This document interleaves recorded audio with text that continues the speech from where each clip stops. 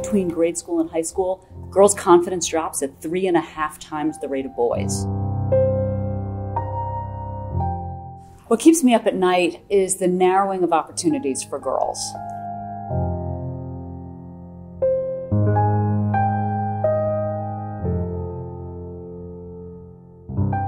Thank you so much for coming today. We are so lucky. We have Alana Rea here, and she came in from Manhattan to discuss self-confidence with girls. What got you into this?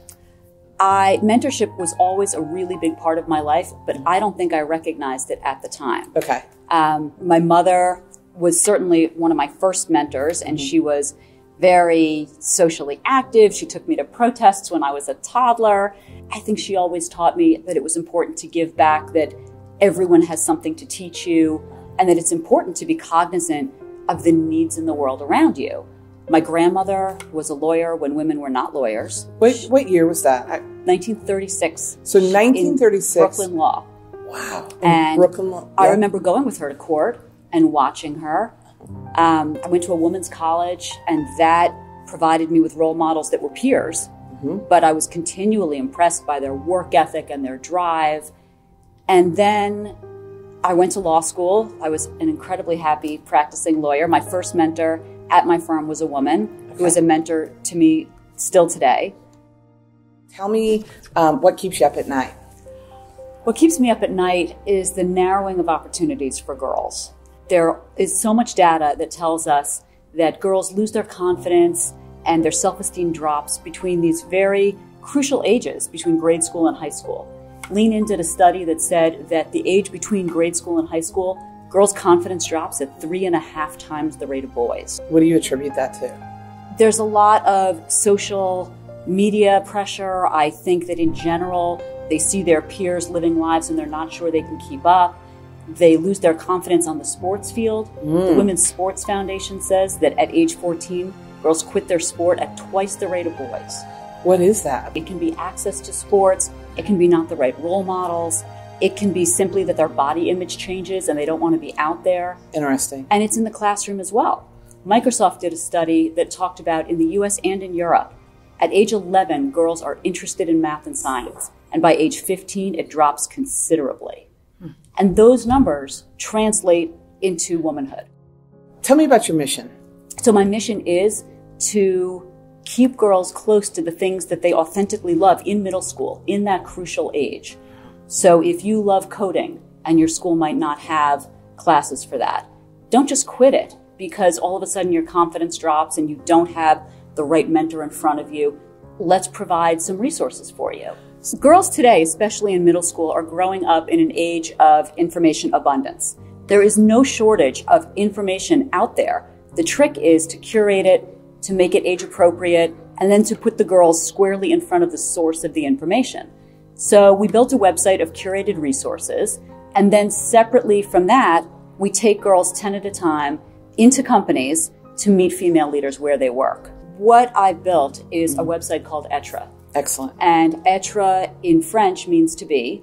And so the entire website is designed to help today's girls figure out exactly who they want to be. Okay. Each page of the website is keyed off of that to be concept. So the Be Informed page has age-appropriate news sites or ways to get girls interested in political involvement later in life.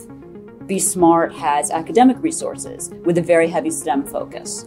And all of these pages have role model quotes from women in those fields.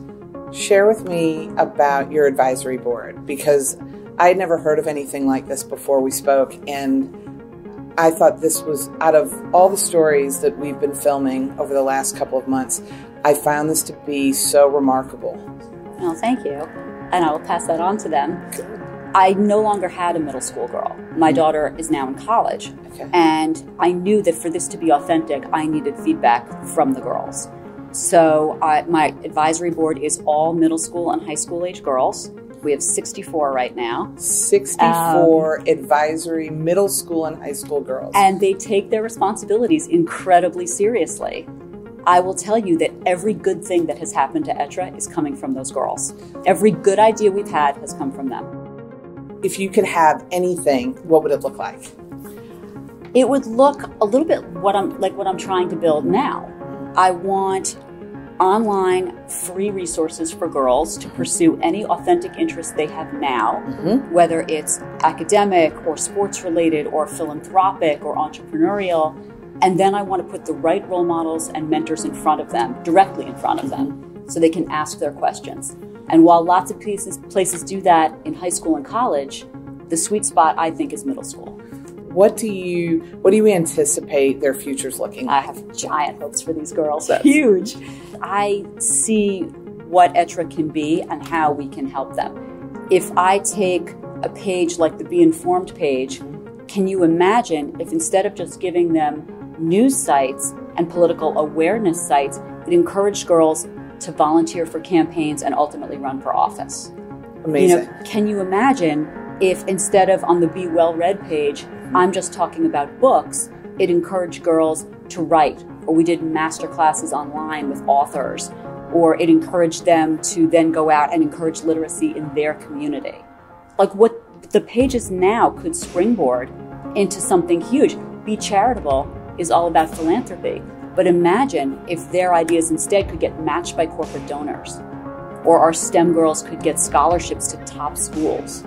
I want girls to raise their hand, and some of them are tired of hearing me say it, but if I could offer them any advice at all, 3 words, just raise your hand. Raise your hand to volunteer for something that resonates with you. Raise your hand in support of someone that you applaud, or in protest of something that you disavow. And to your point, raise your hand to help that next girl.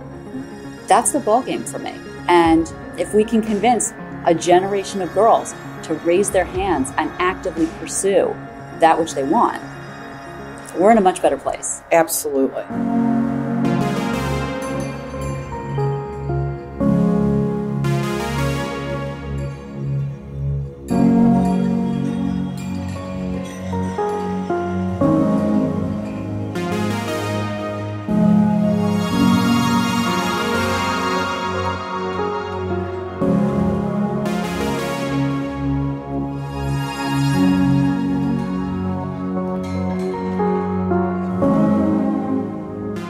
These women's stories are so impactful. Eris Sisters creates opportunities for women.